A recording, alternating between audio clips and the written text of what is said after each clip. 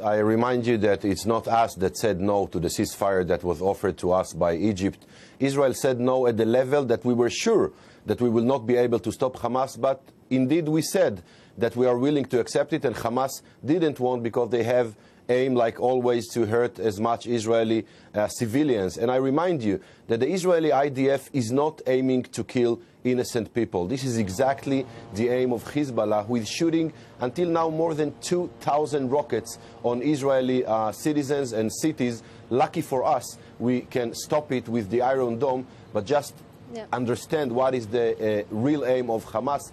This is not the real aim of the IDF.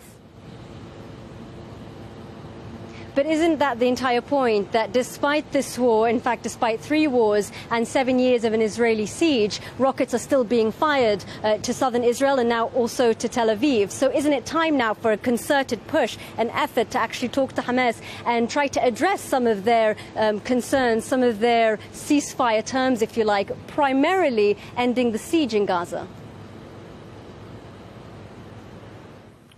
Actually, I'm very supportive of this idea. Hamas have to understand that he cannot talk with Israel with rockets like his colleagues in Fatah did 20 years ago. Hamas have to put his weapon and rockets ability aside to demilitarize Gaza from being a terror state and to speak with Israel as a legitimate party in the Palestinian Authority, after we will make sure that Hamas don't have a capability to hurt Israel once again. And I offer the Israeli society and government to understand that only military solution is not the ultimate solution, but we have to also make a diplomatic effort together with Abu Mazen in Ramallah, together with Egypt, together with Arab element that is willing to make a dialogue with Israel. And if Hamas will want in the future to join the effort of talking to Israel, understand that Israel is not here to disappear but to stay, we will be more than happy to talk with Hamas, but we will never talk with Hamas as long as they are having a state of terror, and this is unfortunately the situation right now. In the last 2 weeks, we've seen at the beginning of the military operation, it was generally airstrikes and artillery fire from the sea. It was seen in Israel as an operation that was going well, but in the last few days of the ground operation, we've seen over 20 Israeli soldiers being killed. We now have this news that there is either a captured Israeli soldier in Hamas's hands or the remains of a soldier in Hamas's hands.